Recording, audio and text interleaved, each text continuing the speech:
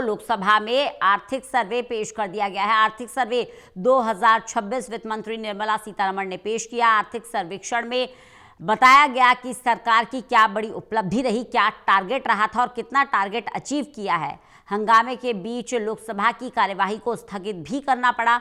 लोकसभा 1 फरवरी सुबह 11 बजे तक के लिए स्थगित कर दी गई है और 1 फरवरी को ही बजट पेश किया जाएगा।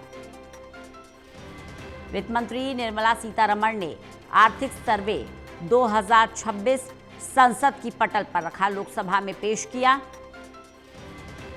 हालांकि इस बीच जबरदस्त हंगामा भी देखने को मिला। विपक्ष के हंगामे के चलते सदन की कार्यवाही को भी स्थगित करना पड़ा। 1 फरवरी तक के लिए सदन की कार्यवाही स्थगित कर दी गई है। 1 फरवरी सुबह 11 बजे तक के लिए कार्यवाही को स्थगित कर दिया गया है।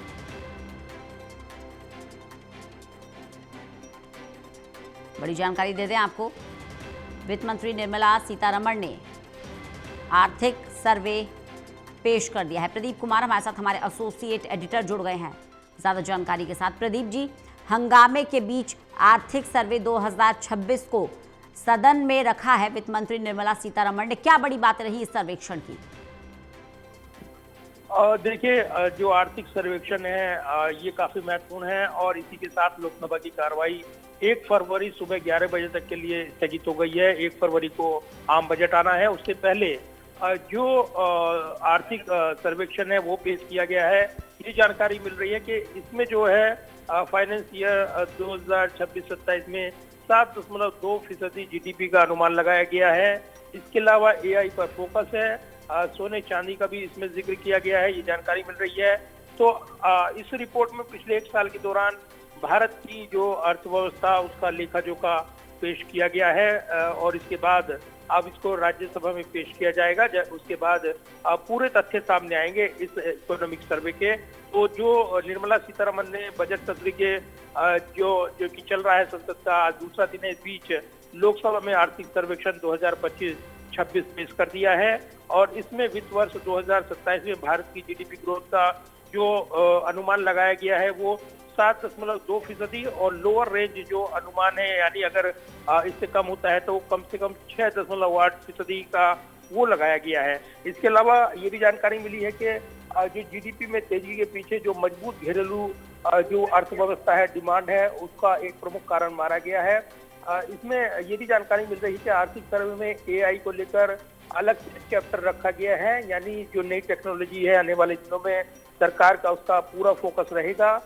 इसी के साथ ये भी अनुमान लगाया गया है जो वैश्विक अनिश्चितता का माहौल आर्थिक सर्वेक्षण में बड़े पैमाने पर इसका जिक्र करने का प्रभाव है, ताकि भारतीय अर्थव्यवस्था पर इसका ग्लोबल प्रभाव कम किया जा सके।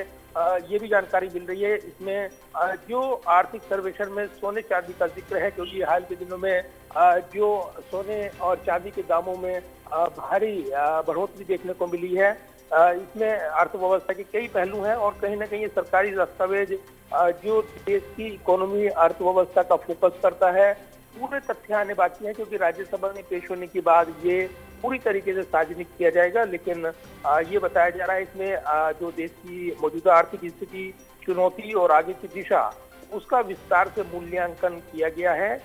देश का विकास, महंगाई, उसका अनुमान लगाया गया है, बेरोजगारी, व्यापार और जो फाइनेंशियल हेल्थ उसके बारे में इसमें जानकारी दी गई है। तो ये जो रिपोर्ट है जो वित्त मंत्रालय की टीम तैयार करती है और जो कि आम बजट उसमें तैयारी में जुटी हुई है, जो 1 फरवरी को आना है, उससे पहले आर्थिक सर्वेक्षण में यहाँ पर जो देश की जो जीडीपी ग्रोथ है उसका अनुमान लगाया गया है और इसमें ये जानकारी मिली है कि 7.2% और अगर कम से कम रहते हैं और इसका कोई प्रभाव पड़ता है वैश्विक, तब 6 से 8% ये रह सकती है, ये अनुमान जाहिर किया गया है। तो तेजी से बढ़ती अर्थव्यवस्था भारत की वो कहीं ना कहीं कई कारक इसके लिए प्रमुख तौर पर रही हैं, लेकिन हाल के दिनों में जो वैश्विक अर्थव्यवस्था की चुनौतियां रही है, चाहे वो सप्लाई चेन बाधित रही हो, अलग अलग युद्धों के चलते रूस यूक्रेन वार, और इसके बाद हमने देखा जो ट्रंप का टेरिफ का वार और अलग अलग कारण रहे, तो ये जरूर है कि अर्थव्यवस्था की चुनौतियां रहेंगी